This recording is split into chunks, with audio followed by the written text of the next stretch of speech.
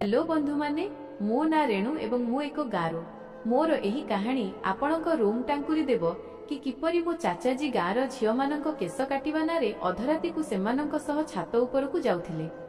जेतेबेले सत्य खोली मो सामना को आसिला तेबे मो आत्मा कांपीगला, कारण सत्य सेठू कहीं बहुत अधिक भयंकर थिला जहा सफा नजर आसुथिला।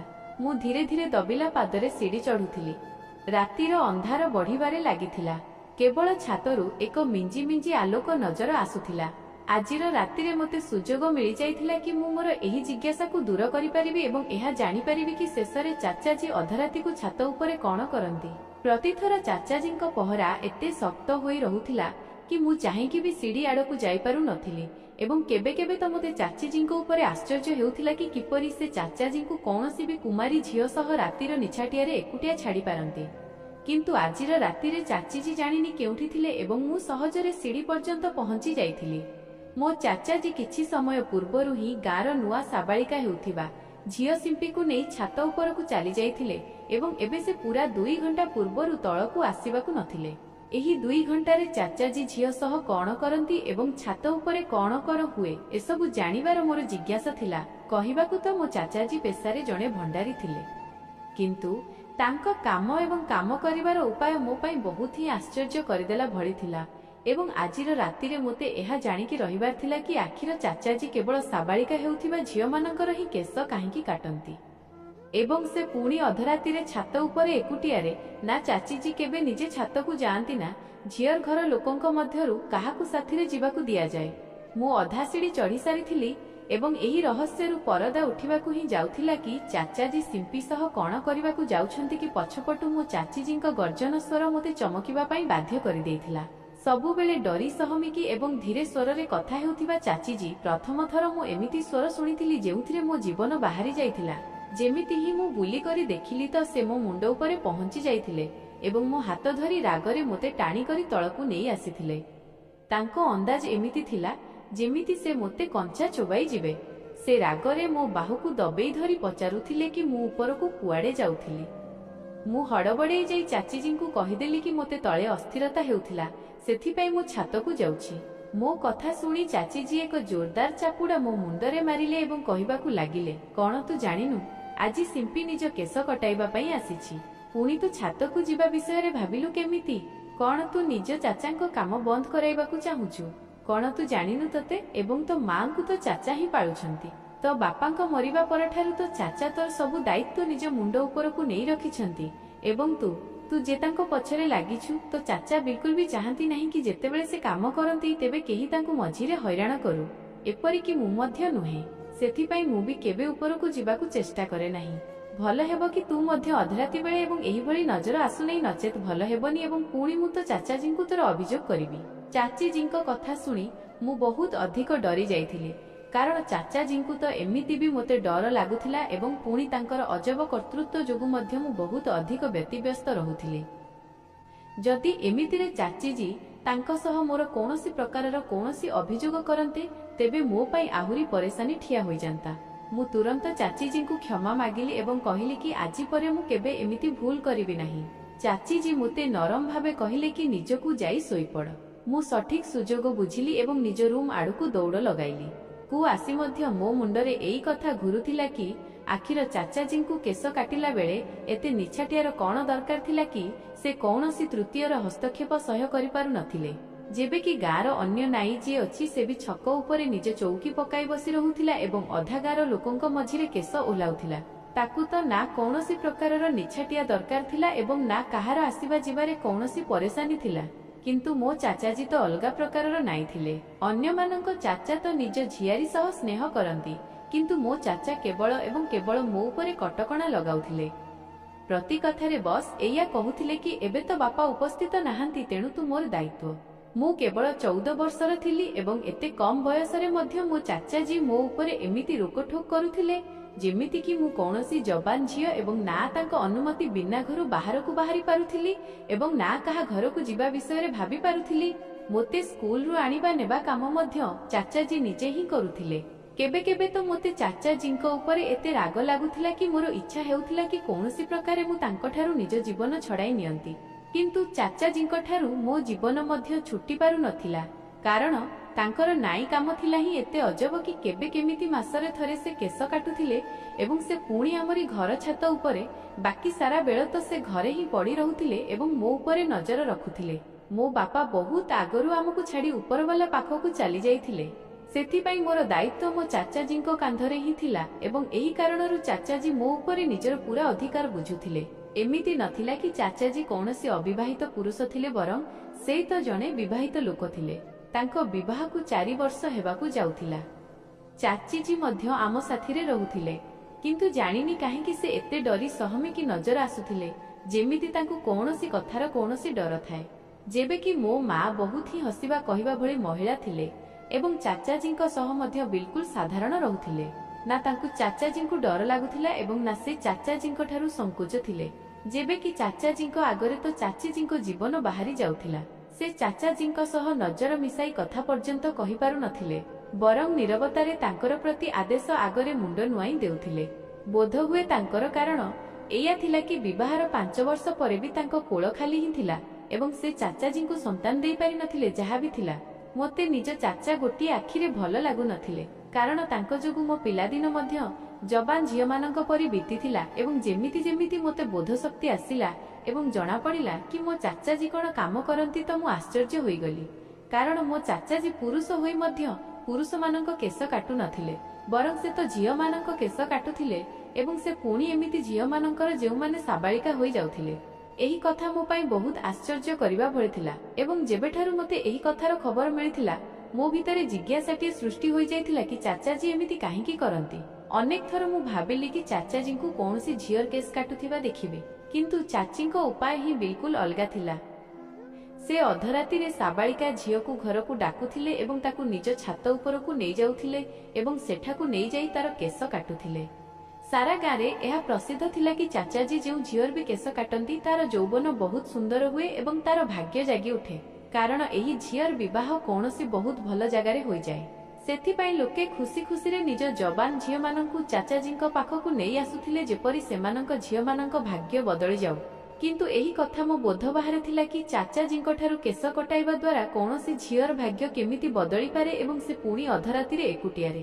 ଅନେକ ଥର ମୁଁ ଏହି ସତ୍ୟତାକୁ ଜାଣିବାକୁ ଚେଷ୍ଟା କଲି କି ଚାଚାଜୀ ଝିଅର କେଶ କେମିତି କାଟନ୍ତି ଏବଂ ଅଧରାତିରେ ଛାତ ଉପରକୁ ହିଁ କାହିଁକି ନେଇଯାଆନ୍ତି, କିନ୍ତୁ କେବେ ବି ମୋତେ ଏହା ଜାଣିବାର ସୁଯୋଗ ମିଳିଲା ନାହିଁ।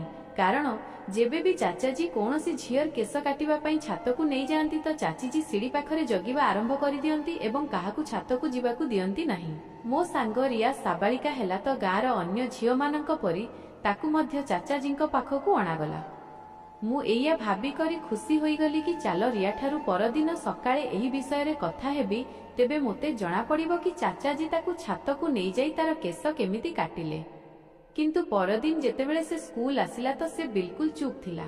ମୋ ପ୍ରଶ୍ନ କରିବା ଉପରେ ମଧ୍ୟ ସେ କୌଣସି ଜବାବ ଦେଲା ନାହିଁ, ବରଂ ସାରାବେଳ ମନ ଅନ୍ୟଆଡ଼େ ଥିଲାରେ କ୍ଲାସରେ ବସି ରହିଲା। ମୁଁ ଆଶ୍ଚର୍ଯ୍ୟ ଥିଲି କି ଏତେ ଦୁଷ୍ଟ ଏବଂ ଚୁଲବୁଲି ରିୟାକୁ ଅଚାନକ କ'ଣ ହୋଇଯାଇଛି। ଘରକୁ ଆସି ଏହି କଥା ମୁଁ ମାଆଙ୍କୁ କହିଲି ତ ମା ହସିକରି କହିବାକୁ ଲାଗିଲେ, ବୋକି, ଏବେ ସେ ସାବାଳିକା ହୋଇଗଲାଣି ଏବଂ ଏମିତିରେ ଝିଅମାନଙ୍କ ପାଖରେ ବହୁତ ପରିବର୍ତ୍ତନ ଆସିଯାଏ। ବୋଧହୁଏ ସେଥିପାଇଁ ସେ ମଧ୍ୟ ନିଜ ମାଆଙ୍କ କହିବା ଉପରେ ଚାପ ବସିଛି। ଏବେ ତ ତାର ମୁଣ୍ଡରେ କେଶ ବି ନାହିଁ, ବୋଧହୁଏ ସେଥିପାଇଁ ସଂକୋଚ କରୁଛି। ମାଆଙ୍କ କଥା ଶୁଣି ମୁଁ ସନ୍ତୁଷ୍ଟ ହୋଇଗଲି। ବାକି 13 ବର୍ଷର ରିୟା ବହୁତ ହିଁ ଅଜବ ଲାଗୁଥିଲା ଏବଂ କ୍ଲାସର ସବୁ ପିଲା ବି ତାକୁ ଲଗାତାର ଚିଡ଼ାଉଥିଲେ। ହୋଇପାରେ ଲଜ୍ଜା ଯୋଗୁଁ ସାରା ବେଳ ଖାମୋଶ ରହିଥାଉ, କିନ୍ତୁ ମୋତେ କ'ଣ ଜଣାଥିଲା କି ତାର ଖାମୋଶୀ ପଛରେ କ'ଣ ରହସ୍ୟ ଅଛି। ଯେବେ କିଛି ସମୟ ପର୍ଯ୍ୟନ୍ତ ଏହି ଧାରା ଚାଲିଲା ତ ମୁଁ ଚୋରି ଛପି ଛାତକୁ ଯିବାକୁ ବହୁତ ଥର ଚେଷ୍ଟା କଲି, କିନ୍ତୁ ପ୍ରତିଥର ଚାଚିଜୀ ଆଗକୁ ଆସିଯାଆନ୍ତି କିମ୍ବା ପୁଣି ମାହି ମୋତେ ଗାଳି କରି କହିଦେଉଥିଲେ କି ନିଜ ଚାଚାଜୀଙ୍କ କାମରେ ହସ୍ତକ୍ଷେପ କର ନାହିଁ। ତ ଚାଚାଜୀ ଅଛନ୍ତି ଯିଏ ତ ବାପାଙ୍କ ମରିବା ପରେ ଆମ ପେଟ ପାଳିଛନ୍ତି, ସେ ଯଦି ତୋତେ ଗାଳି ବି କରନ୍ତି ତେବେ ବରଦାସ୍ତ କରିନିଅ, କାରଣ ସେ ଆମ ଭଲ ହିଁ ଚାହିଁବେ। ଆରମ୍ଭରେ ମୋତେ ମାଆଙ୍କ ଏହି କଥା ବିଲକୁଲ ବି ବୁଝା ପଡୁନଥିଲା, କିନ୍ତୁ ପରେ ଧୀରେ ଧୀରେ ମୋତେ ଅନୁଭବ ହେଲା କି ମୋ ମା ଜଣେ ବିଧବା ମହିଳା ଥିଲେ ଯାହାଙ୍କୁ ପଚାରିବା ଭଳି ଆଉ କେହି ନଥିଲା। ନାନା ନାନୀ ମରିସାରିଥିଲେ ଏବଂ ମୋ ମାମୁଁଜୀ ଅନ୍ୟ ଗାଁରେ ରହୁଥିଲେ। ସେମାନେ କେବେ ବୁଲିକି ଆମର ହଲଚାଲ ପର୍ଯ୍ୟନ୍ତ ପଚାରି ନଥିଲେ। ଏମିତିରେ ଚାଚାଜୀ ହିଁ ଥିଲେ ଯିଏ ସବୁବେଳେ ମାଆଙ୍କ ସାଥିରେ ଛିଡ଼ା ହୋଇ ରହୁଥିଲେ। ଏପରିକି ନିଜ ବିବାହ ପରେ ବି ସେ ମୋର ଏବଂ ମାଆଙ୍କ ଖର୍ଚ୍ଚରେ କୌଣସି ବି ରୋକ ଲଗାଇ ନଥିଲେ। ବରଂ ସେ ତ ପୂର୍ବ ଅପେକ୍ଷା ବି ବଢ଼ିକରି ଆମର ଧ୍ୟାନ ରଖୁଥିଲେ ଏବଂ ଚାଚିଜୀଙ୍କୁ ବି ଆମ ସହ ରହିବାରେ କୌଣସି ଆପତ୍ତି ନଥିଲା। ଏହି କାରଣ ଥିଲା କି ମା ସେହି ଦୁଇ ପତି ପତ୍ନୀଙ୍କୁ ଖୁବ୍ ସମ୍ମାନ କରୁଥିଲେ। ସାରା ଗାଁ ଲୋକ ବି ଚାଚାଜୀଙ୍କୁ ବହୁତ ଇଜ୍ଜତ କରୁଥିଲେ, କାରଣ ଚାଚାଜୀ ବହୁତ ହିଁ ନରମ ସ୍ୱଭାବର ଲୋକ ଥିଲେ। ବସ୍ ତାଙ୍କର ସବୁ ଗାଳି ମୋ ପାଇଁ ହିଁ ଥିଲା। କିନ୍ତୁ ମାଙ୍କ କହିବା ଥିଲା କି ଏଥିରେ ବି ତାଙ୍କର ଭଲ ପାଇବା ଲୁଚି ରହିଛି। ସେ ନିଜେ ନିଃସନ୍ତାନ ଅଛନ୍ତି, ସେଥିପାଇଁ ସେ ଔଲାଦର କମିକୁ ମୋ ଦ୍ୱାରା ପୂରା କରିବାକୁ ଚାହାନ୍ତି। ଯେବେ ମୁଁ ଏହି କଥା ଭାବିଲି ତ ମୋତେ ବି ଏହି କଥା ସତ ଲାଗିଲା କି ଯଦି ଚାଚାଜୀଙ୍କ ସାହାରା ଆମ ସହ ନଥାନ୍ତା ତ ବୋଧହୁଏ ଆମେ ଦୁଇ ମା ଝିଅ ଆଜି ଏହି ଗାଁରେ ବେସାହାରା ଏବଂ ଦୟନୀୟ ଜୀବନ ବିତାଉଥାନ୍ତୁ। ଯେଉଁଭଳି ମୁଁ ଚାଚିଜୀଙ୍କୁ କଥା ଦେଇଥିଲି କି ମୁଁ କେବେ ପୁଣି ଥରେ ଚାଚାଜୀଙ୍କ କାମରେ ହସ୍ତକ୍ଷେପ କରିବିନି, ସେହି ରାତି ପରେ ମୁଁ କେବେ ଛାତକୁ ଯିବା ବିଷୟରେ ଭାବିଲି ବି ନାହିଁ। ମୁଁ ଡରି ଯାଇଥିଲି କି ଯଦି ଚାଚିଜୀ ଚାଚାଜୀଙ୍କୁ ମୋର ଅଭିଯୋଗ କରିଦିଅନ୍ତେ ତେବେ ମୁଁ ଏବଂ ମୋ ମା କୁଆଡ଼େ ଯାଉଥାନ୍ତୁ। ଚାଚାଜୀଙ୍କ କାମ ପୂର୍ବ ପରି ହିଁ ଚାଲୁଥିଲା।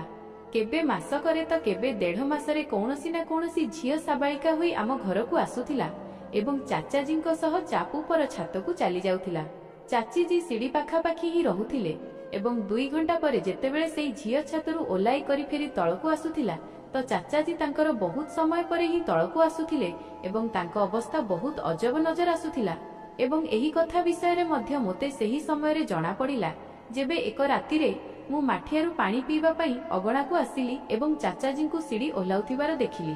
ଚାଚାଜୀଙ୍କ ହୁଲିଆ ବହୁତ ହିଁ ଅଜବ ଲାଗୁଥିଲା। ତାଙ୍କ ନିଶ୍ୱାସ ବି ହୁଁ ହୁଁ ହେଉଥିଲେ। ଏମିତି ଲାଗୁଥିଲା ଯେମିତି ସେ ବହୁତ ପରିଶ୍ରମର କାମ କରି କରି ତଳକୁ ଆସିଛନ୍ତି। ଚାଚାଜୀ ସବୁବେଳେ କଳା ରଙ୍ଗର ଧୋତି ବାନ୍ଧି କରି ହିଁ ଝିଅମାନଙ୍କ କେଶ କାଟିବାକୁ ଛାତକୁ ଯାଉଥିଲେ। କିନ୍ତୁ ଯେତେବେଳେ ସେ ତଳକୁ ଓହ୍ଲାଇଲେ ତ ତାଙ୍କ କପଡ଼ା ବି ବଦଳି ଯାଇଥିଲା। ନା ସେ ଧୋତି ବାନ୍ଧିଥିଲେ ଏବଂ ନା ତାଙ୍କ ଶରୀରରେ କୁର୍ତ୍ତା ମୌଜୁଦ ଥିଲା।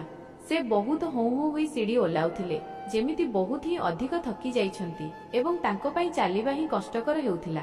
ଏବଂ ପୁଣି ମୋତେ ମନେ ପଡ଼ିଲା କି ଯେବେ ବି ଚାଚାଜୀ କୌଣସି ଝିଅର କେସ୍ କାଟୁଥିଲେ ତ ପୁରା ଦିନରେ ବନ୍ଦ ରହୁଥିଲେ ଏବଂ ଚାଚିଜୀଙ୍କୁ ମଧ୍ୟକୁ ଯିବାର ଅନୁମତି ନଥିଲା।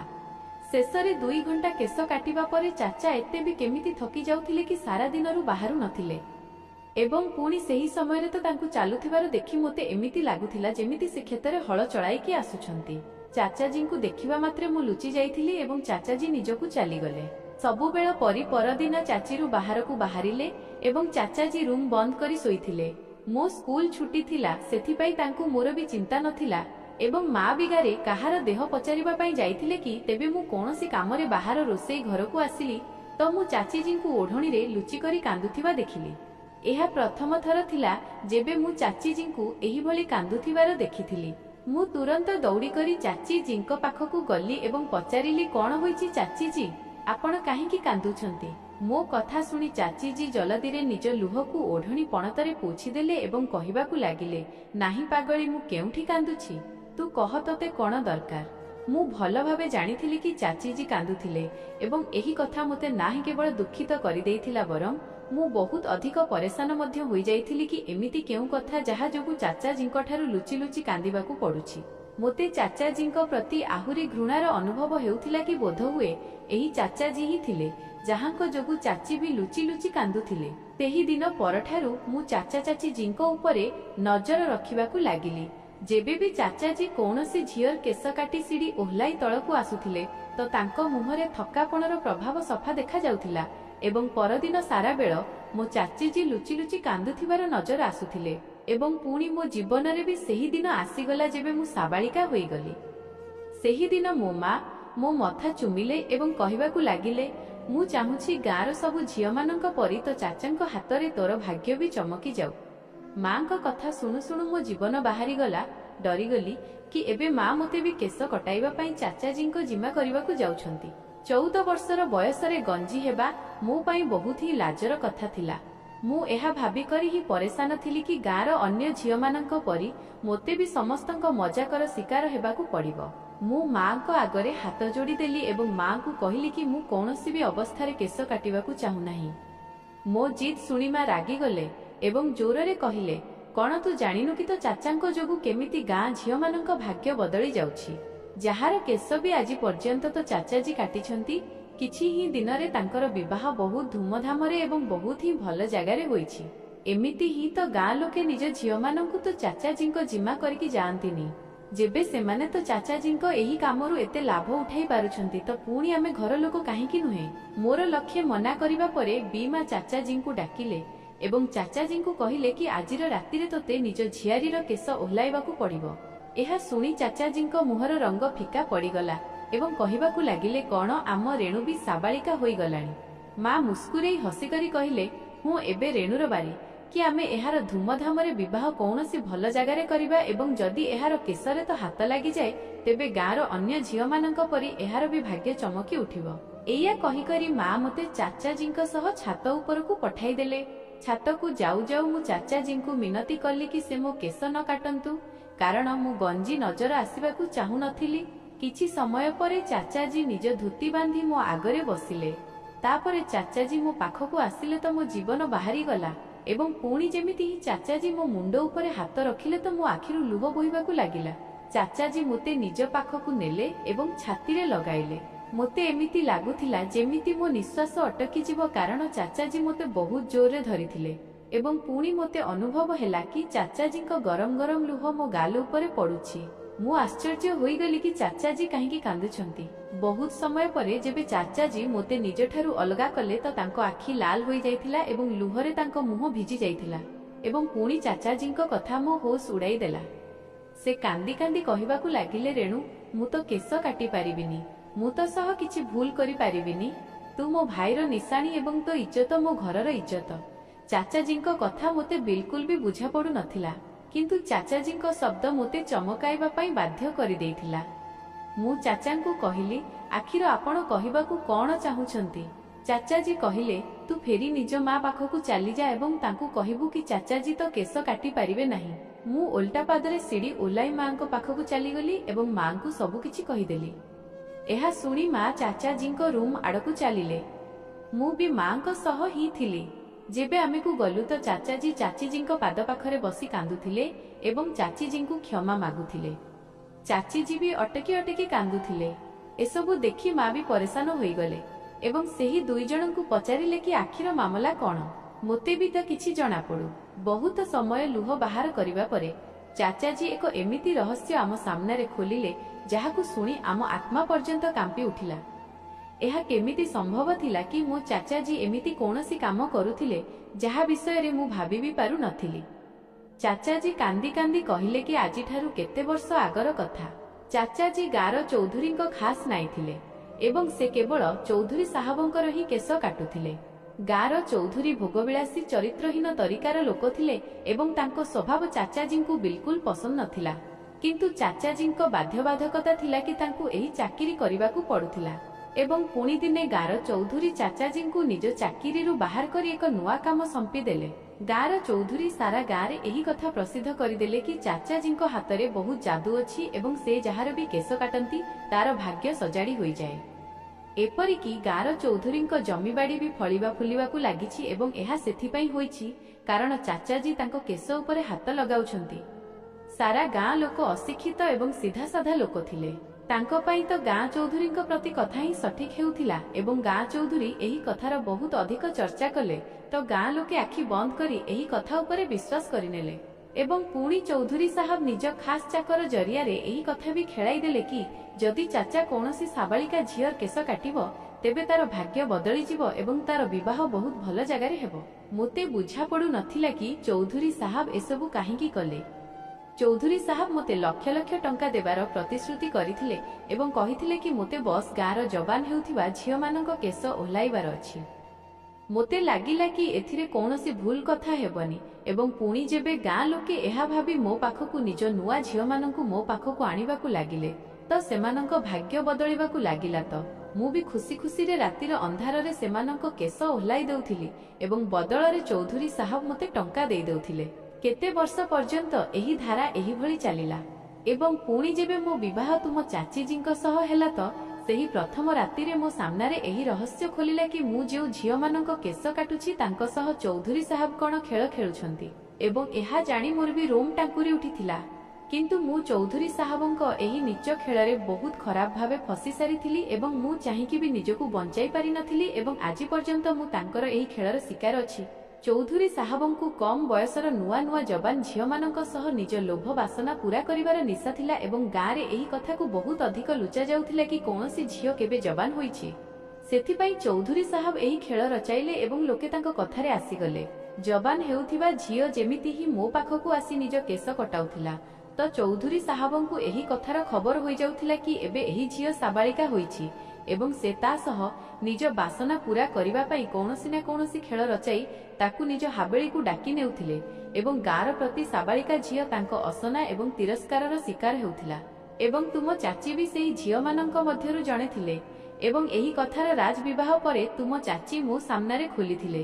କିନ୍ତୁ ସେହି ସମୟ ପର୍ଯ୍ୟନ୍ତ ମୁଁ ବହୁତ ଖରାପ ଭାବେ ଚୌଧୁରୀ ସାହାବଙ୍କ କାମରେ ଫସି ଯାଇଥିଲି କି ଚୌଧୁରୀ ସାହାବ ମୋତେ ବ୍ଲାକମେଲ କଲେ କି ଯଦି ମୁଁ କାହା ସାମ୍ନାରେ ବି ଏହି କଥା ଖୋଲିବାକୁ ଚେଷ୍ଟା କଲି ତ ସେ ବିଲକୁଲ ବି ଏହି କଥାକୁ ସ୍ୱୀକାର କରିବେ ନାହିଁ ବରଂ ମୋତେ ହିଁ ଚରିତ୍ରହୀନ ସାବ୍ୟସ୍ତ ଦେବେ। ଏହି ଡରରେ ମୁଁ ନା କେବେ ଚୌଧୁରୀ ସାହାବଙ୍କ କାମ ଛାଡ଼ିଲି ଏବଂ ନା କେବେ ତୁମକୁ ଏକୁଟିଆ ଘରୁ ବାହାରକୁ ଯିବାର ଅନୁମତି ଦେଲି କାରଣ ମୁଁ ଜାଣିଥିଲି କି ତାଙ୍କ ନଜର କେତେ ଅସନା ଏବଂ ଖରାପ। ତୁମ ଚାଚୀ ବହୁତ ଭଲ ଭାବେ ଜାଣିଥିଲେ କି ଯେଉଁ ଝିଅମାନଙ୍କ କେଶ ମୁଁ କାଟୁଛି ତାଙ୍କ ସହ ଚୌଧୁରୀ ସାହାବ କ'ଣ କରନ୍ତି। ସେଥିପାଇଁ ସେ ଲୁଚି ଲୁଚି କାନ୍ଦୁଥିଲେ ଏବଂ ମୁଁ ନିଜେ ବି ଅନେକ ଘଣ୍ଟା କାନ୍ଦିବା ପରେ ହିଁ ତଳକୁ ଆସୁଥିଲି କାରଣ ମୁଁ ଏହି ଅସନା କାମରେ ସାମିଲ ହେବାକୁ ଚାହୁଁନଥିଲି। ଚୌଧୁରୀ ସାହାବ ମୋତେ ଖାସ୍ କଳା ରଙ୍ଗର ଧୋତି ଦେଇଥିଲେ ଏବଂ କହିଥିଲେ କି ଝିଅର କେଶ କାଟିଲା ବେଳେ ଏହି ଧୋତି ପିନ୍ଧିବାକୁ ଯେପରି ଲୋକଙ୍କୁ ଲାଗୁ କି ବାସ୍ତବରେ ତୁମେ କିଛି ଖାସ୍ କରୁଛ ଯାହା ଯୋଗୁଁ ଝିଅମାନଙ୍କ ଭାଗ୍ୟ ବଦଳୁଛି। ଚୌଧୁରୀ ସାହାବ ଝିଅକୁ ନିଜ ବାସନାର ଶିକାର ବନାଇବାର କିଛି ହିଁ ମାସ ପରେ ତାର ବିବାହ ନିଜ କୌଣସି ନିର୍ଦ୍ଦୋଷ ଚାକର ସହ କରାଇ ଦେଉଥିଲେ ଏବଂ ସେହି ଚାକରକୁ ବହୁତ ସାରା ଟଙ୍କା ବି ଦେଉଥିଲେ। ଏହିଭଳି ସେହି ଝିଅର ଜୀବନ ସଜାଡ଼ି ହୋଇଯାଉଥିଲା। ଚୌଧୁରୀ ସାହାବଙ୍କ ପାଖରେ ପଇସାର କୌଣସି କମି ନଥିଲା ସେଥିପାଇଁ ନିଜ ବିଳାସ ଉପରେ ଆଖି ବନ୍ଦ କରି ପଇସା ଉଡାଉଥିଲେ ଏବଂ ମୁଁ ତାଙ୍କ ହାତର କାଠପୁତଳି ବନି ସାରିଥିଲି। କିନ୍ତୁ ମୁଁ ତ କେସ୍ କାଟି ଚୌଧୁରୀ ସାହାବଙ୍କୁ ଏହି ଖବର ପହଞ୍ଚାଇବାକୁ ଚାହୁଁ